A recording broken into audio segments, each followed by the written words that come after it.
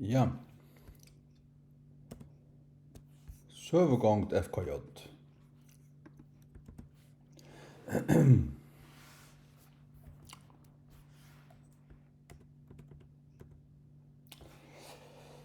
Nu er det øyne til 45. Lærte jeg engst til fullnar i skola og spille. Ta vi bo i Hetlandet. Vær nummer 2 og en stavekapping i flotjenon under 22.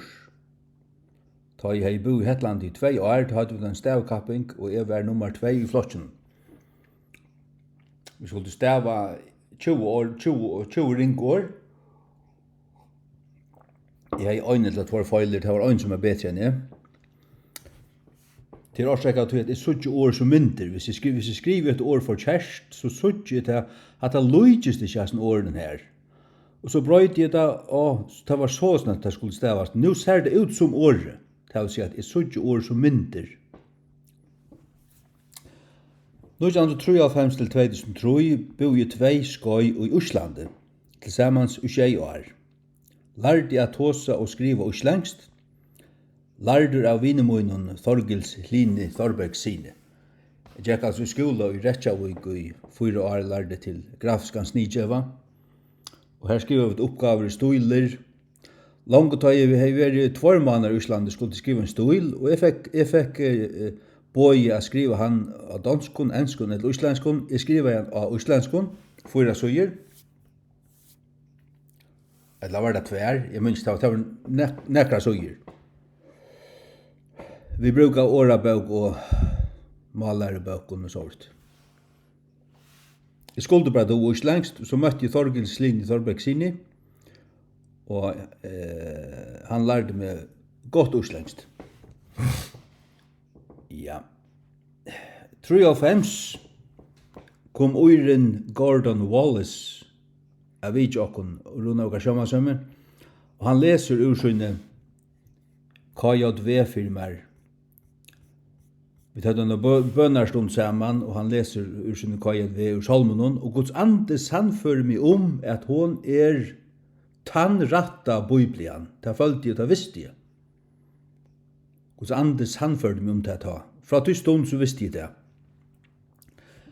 Under stund og fremst profeterar en som heter Tom fyrir meg, at jeg kommer til å tøye Biblene. Jeg skikk vi det fra meg som falskt, til hvordan kan jeg det? Jeg trodde jo ikke grekst og hebraisk tøye Biblene, det kunne jeg ikke gjøre, så jeg husker at det er som øvren her, han tøk feil. At det var 2 profeter ur USA som kom og bød om 2 funder vi uslenske alltinge. Her kom en stor kvitter limousiner etter dem om 2 måtner, og tar avvær av uslenske stjøtnene om fudgerlige vantar. Osland krasja i 2008. Hadde det bare lurt etter dem, na? Ja. 2005 fikk jeg en Cambridge King James Bible i gave fra en bror ut i skåpen. Og jeg begynner å lese henne.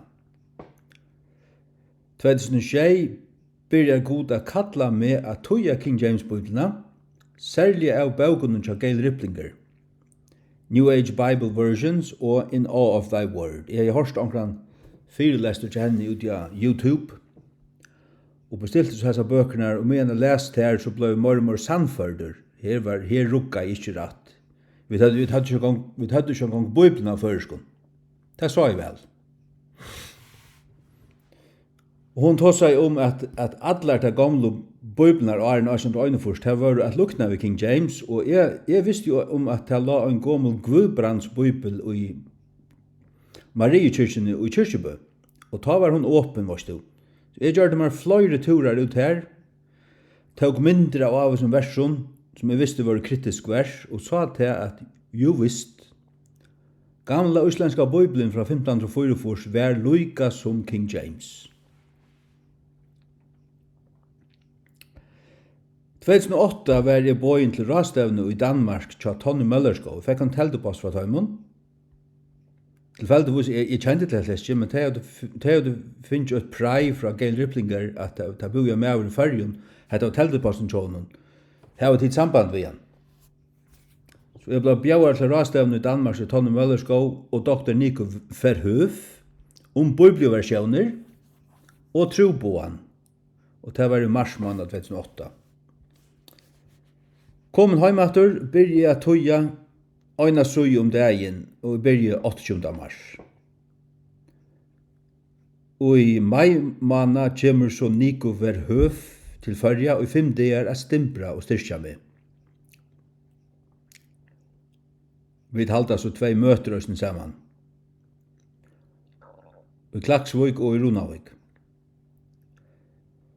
Og i 2008 drøymer med en angel av kameren men jeg er i sommerfri i Danmark. Og altså, det hendte jo notten, men jeg drøymer til rom som statter, og han stender ute ved horene her som horen er i verløgene. Til mine høyre søye, stender bort innenfor horene her, og han sier harsht og runkande ved myndulaga, Thou shalt translate the King James Bible, and your reward will be great. Det runka jeg tror jeg minns det at i trutja viker, hvis jeg huksa om det, så opplevde jeg det. Jeg følte røttene, jeg følte årene tåke meg, det for jøkne meg. Og akkurat som at mitt innere menneske sittra i da jeg huksa om det. Det var akkurat som at disse årene fenga av meg, de rakte meg. Det var ikke en vanlig dreimer i høver ikke. Og han som stod i hjørnen av kameren, han var akkurat høttes hagre enn et vanligt menneske. Han var en høver, herabrøyer, unger mæver. Vi krullet en hare, og det så ut til å være svart, men jeg sa ikke anledning til at det skøyn. 2009 er jo livet at tøya Nødja testamentet hinn satt av juni. Og i 2020, i september, møtes det vi pastor Charles Nicholson, son skal det være, ikke sen, men son, fra North Carolina og i Danmark. Tja Tony altså. Han jottar å savna inn pening og samskipa prenting i USA. Og i 2020 var Nødja testamentet prenta i Tennessee av Dennis Waldrop. Det var en maver som Charles hei skaffa. Og Dennis har prenta i første prentingene einsamallir, fyrstu 2000 alltid. Og tjallaren så sjálvun. Edlu i tjallaren kyrkjene. Og 2012, i mai måned, tilskilar Herren Odderberg er rattlesa, som han gjer truliga og vel til UG nastu 12 årene. Han er betre rattlesare enn hva trutjer er menn høyde kunna være. Og i 2012 får jeg 29.000 Nødja testamenter i oktober, 2 til hvert hushold i Färjön. 2012, den 12. mars, er jeg så livet av tøya gamla testamentet, og minnest brottliga, profeti så tom, da jeg sett meg en stål her, som jeg bor ta. Og det gjør meg mye med at halde avfram. Jeg har pura glemt at det profeti er, profeti jeg har ikke haft vidt til gjørst at jeg var ferdig en gang, slett ikke. Jeg glemt det. Men da jeg var livet og ta mitt hjärsta sakk, ta knappelig at kjemur lukka som akkurat som anden vekret til visumret til atter, minst du profeti ikke at ham, eller så sånn faldest det, og så minnes det hva han sier. Han sier at Gud har vist honom at jeg må tøya Bibelna. Og 2014, i januar måned, er livet av Bibelen Nødja testamentet ut i Färjön. Så godt som hvert husarhald i Färjön fikk 2 Nødja testamenter ui eller a postkassan, hvis det var plass. 2012-16 er daglig rattlesing, eller rattlesnavur, atter og atter i jøkken teksten, atter og atter. 20 søyer, 15 søyer om dagen, 20 søyer om dagen, tverst i jøkken, lukka kvilla seg ein dag eller tvær, så atter i jøkken, trusja fra Mare. Og jøkken teksten. Fynpussing, tverst var det livet, nei, det var ikke livet. Ja, så fer du jøgn natter. Og i 2016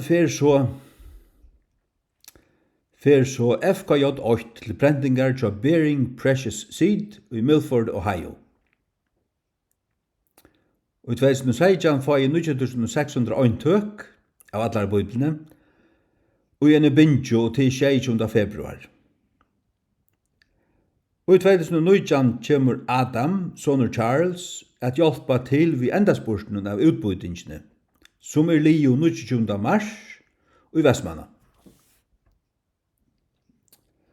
2019 til 24 så intensivt endurskående arbeid til ære utgave. Endurskående arbeid, til å si første prenting var som lukket som en rå, Lio utgave. Det var her, man har vært jøkken, man har lyse. Da har jeg vært jøkken en edlov her. Ta en første prentingar. Ja. Men og lukkas man kommer så langre. Man tar som stekka I her og så så fører til prentingar. Men hette så andre utgave til fra 19 til 24 ta har man brukt den fra 16 til 19 man har brukt. Vi börjar å halda husmøter I 16 års to. Og I juli 16 börjar halda husmøter øyne fra mannen. Og prætika ur førske King James, men jeg gjør det også fullt av innsloven at latina. Brukte jeg henne. 23. 11. desember, jotta Royal Youngblood I Hollandi a prenta 1000 bøyblir. Samma dag, 11. desember, koma 319.000 av konto. Det var altså arvor etter konum og Alisho. Samma dag som tar jotta, så knapplig han I hitje inn her, tar pengarna kommer. Og det samsværer rettelig vel vi hva det kostar. Så snart futjar har den arbeid, takk og lov. Takk og lov. 2024 vil FKJ sendt til prentingar først I april. Og I 2024 østene kommer FKJ vantande til førja I juli måned. Halleluja. Hette så brother Dennis Waldrop, her han prentar første prenting av FKJNT, og Jønne Chatlara av Tennessee.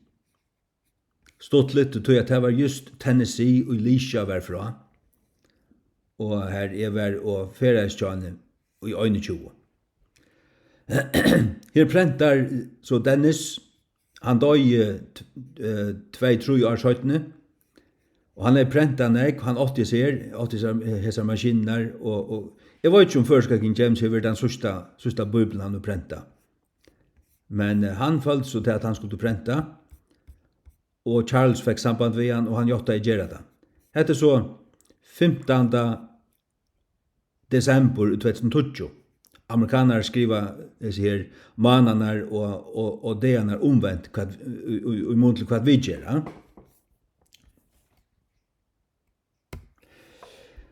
Hette så råstevnen I Kolding I mars 2008. Tonne Møller skal her, og Dr. Nico Verhoef her. Jeg synes at det unger ut, og det det blitt månande kraftigere og eldre. Her vi så ut av gøtten I pratika, Nico her, og Tonne her, og jeg stand til halde bannaren her på. Og her sitter vi så til undervisning, jeg sitter her på. Samma sted hver jeg, for her sitter jeg satt så innan en danskar her på. Vi bare så I. Og hette så Susan, kona Tony, hun sitter her, framför oss her på.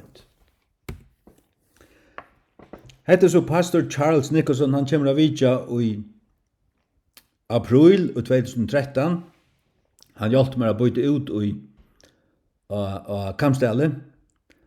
Og her vi og hitjo på gømslene I havnaskrivstolen I Saldafire, som Toppi har hjelpt meg at bruka så langt som jeg bruk for det, og det var så I cirka 2 år, til så at huset var pakka fullt vid æsjon, ute mot vindan.